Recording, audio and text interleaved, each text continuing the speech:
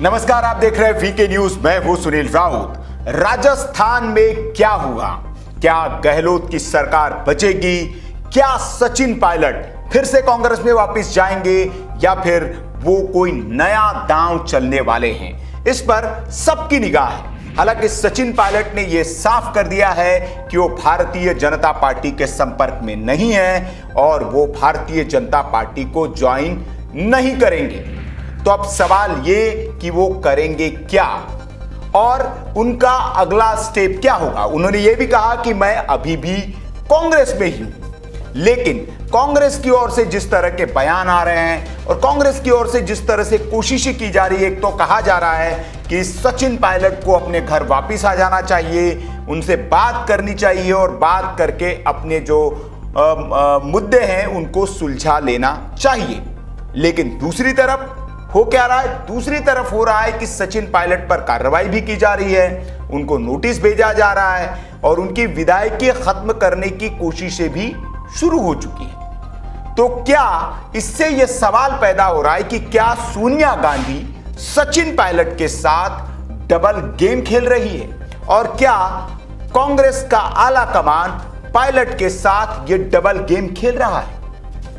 यह सवाल इसलिए उठ रहा है क्योंकि एक तरफ तो प्रेस कॉन्फ्रेंस करके रणदीप सुरजेवाला ये कहते हैं कि कांग्रेस के दरवाजे खुले हुए हैं और आप आइए, बातचीत करिए और आपका स्वागत है। अगर सुबह का भूला हुआ व्यक्ति कोई शाम को घर लौट आए तो उसको भूला नहीं कहते हैं। मतलब एक तरफ दिखाने की कोशिश की जा रही है, दूसरी ओर कहा जा रहा है कि बातचीत चल रही बैकडोर से और उन्हें कांग्रेस में उनके सारे मनमुटाव जो भी है उसको सुलझा लिया जाएगा।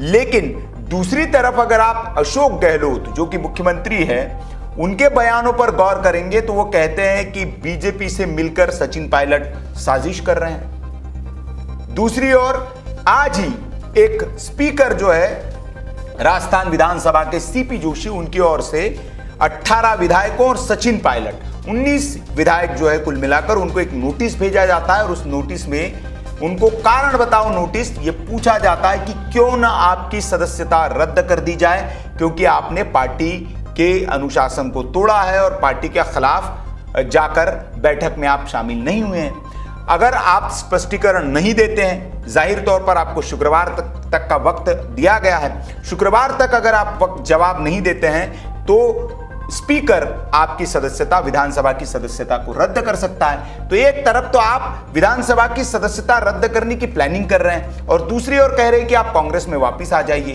तो ये डबल स्टैंडर्ड गेम क्यों हो रहा है?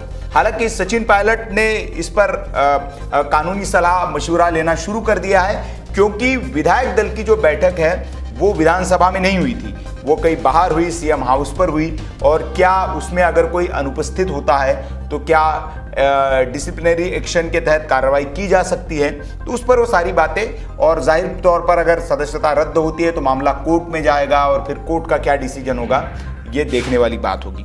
लेकिन ये जो मामले सामने आ रहे हैं ये साफ तौर पर बता रहे हैं कि कांग्रेस आला कमान नहीं चाहते हैं कि सचिन पायलट कांग्रेस में वापस आए, क्योंकि आला कमान के जो खासम खास है अशोक गहलोत, वो जिस तरह के बयान दे रहे हैं और जिस तरह की कार्रवाई की जा रही, कल भी आप देखिए कि जैसे ही डिप्टी सीएम और प्रदेश अध्यक्ष पद से इनको हटाया गया पायलट को, तुरंत गहलोत जो है राजभवन चले गए और उन्होंने जो इनको जो आगे की कार्रवाई थी वो की, उन्होंने शुरू कर दी। तो जो तत्परता दिखाई जा रही है तो साफ तौर पर यह बताती है कि वो नहीं चाहते हैं कि पायलट जो है वो कांग्रेस में वापिस आए। तो ये सारा का सारा मामला है। लेकिन ये क्यों हो रहा है? कल भी एक वीडियो में हमने आपको बताया था कि क्या सोनिया गांधी, जो राजेश पायलट, जो सचिन पायलट के पिता थे, वो एकमात्र ऐसे नेता थे, एकमात्र नहीं, उनकी एक गुट था जिसमें जितेंद्र प्रसाद और राजेश पायलट और माधवराव सिंधिया, ये सारे लोग जो थे वो सोनिया गांधी के खिलाफ इन्होंने बगावत की थी और वो नहीं चाहते थे कि वंशवाद को आगे बढ़ाया जाए। वो खुद प्रधानमंत्री बनना चाहते, पार्टी के अध्यक्ष बनना चाहते थे। लेकिन जब उन्होंने देखा कि इस तरह के उनको दरकिनार किया जा रहा है, तो वो उन लोगों ने तब मोर्चा खोला था। माधवराव सिंधिया ने अपनी खुद की एक पार्टी भी बनाई थी अलग, और राजेश पायलट ने जो है वो जितेंद्र सिंह का साथ दिया था चुनाव लड़ने के दौरान। तो किस तरह से वो जो सारी बातें हुई थी वो सबको पता है इतिहास में। और तब भी इसी तरह से पार्टी के अंदर ही जो एक ए और बी ग्रुप होता है, उसी के तहत उन सारे नेताओं को पार्टी के अंदर शांत करा दिया गया था, उनके खिलाफ एक साजिश करके उनको आगे नहीं बढ़ने दिया गया था। और अब फिर वही हो रहा है। तो क्या जो हालांकि आप कहेंगे, सवाल ये भी उठता है कि अगर सोनिया गांधी, आप कहेंगे कि सोनिया गांधी, लेकिन राजनीतिक विश्लेषक ये कहते हैं, आप कहेंगे कि सोनिया गांधी, अगर आपको लगता है कि राजेश पायलट और माधवराव सिंधिया ने जो किया उसका बदला अगर उनके पुत्रों से लेना चाह रही है, तो उन्होंने इनको प्रमोट क्यों किया इतना? आप देखिए, पहले ही इसमें टिकट दिया, इनको सांसद बनाया और सांसद बनते ही कम उम्र में ही इनको राज्य मंत्री का दर्जा दे दिया, पहले ही यूपीए में। तो देखिए, राजनीतिक विश्लेषक ये कह रहे हैं कि कभी भी आप ये दिखाने की कोशिश नहीं करेंगे कि आप इनके विरोधी हैं और आप इनसे बदला लेना चाहते हैं, लेकिन आप उनको इस तरह से आप प्रेजेंट करेंगे कि हाँ, हम तो इनके साथ हैं, लेकिन ये खुद ही हमारे साथ नहीं है। और इस तरह का दिखाकर आप उनसे बदला ले सकते हैं। एक तो पार्टी से आप अपमानित करके उनको निकाल रहे हैं, जिस तरह से अपमानित करके सचिन पायलट को निकाला गया है, ये सब ने देखा कि कैसे उनको भरी प्रेस कॉन्फ्रेंस में आपने पद से हटा दिया और उसके बाद आप कह रहे कि आप पार्टी में वापस आ जाइए। सचिन पायलट ने जो इंटरव्यू दिया उसमें भी बहुत अहम बातें उन्होंने कही। उन्होंने कहा कि मैंने 5 साल मेहनत की थी और मुख्यमंत्री पद का दावेदार मैं था, मुझे बनना था, लेकिन मुझे तो डिप्टी सीएम मुझे बनना ही नहीं था, लेकिन चूंकि राहुल गांधी ने कहा तो राहुल गांधी की बात का मान रखने के लिए मैंने उस पद को स्वीकार किया था। और तब ये तय हुआ था, राहुल गांधी ने कहा था कि आप अपने कार्यों को आप आपस में बांटेंगे, जिम्मेदारियों को आपस में बांटेंगे और आपस में बांट के करेंगे। लेकिन उसके बाद किस तरह से अशोक गहलोत ने उन्हें दरकिनार किया, दोयम दर्जे का उनके साथ व्यवहार किया, वो सारी उन्होंने इंटरव्यू में निजी एक मैगजीन को दिए इंटरव्यू में पोल खोली है। उन्होंने कहा है कि ना मीटिंगें होती थी, ना उनसे पूछा जाता था, ना उनके पास फाइलें आती थी साइन करने के लिए, और जो विकास के काम है, जो हमने जनता से वादे किए थे, उन वादों को हमें पूरा करना था, तो वो काम भी हमें नहीं करने दिए जाते थे। ऑफिसर्स को साफ तौर पर निर्देश दिए गए थे कि सचिन पायलट के आदेशों को नहीं मानना है। तो इस तरह का उनके साथ व्यवहार हो रहा था। तो जब उन्होंने इस बात को उठाया तो वो इस तरह की बात आ गई कि उनके खिलाफ कि ये बीजेपी से मिलकर षड्यंत्र कर रहे हैं, और फिर नोटिस भेजे गए हैं और पूछताछ वाली बात।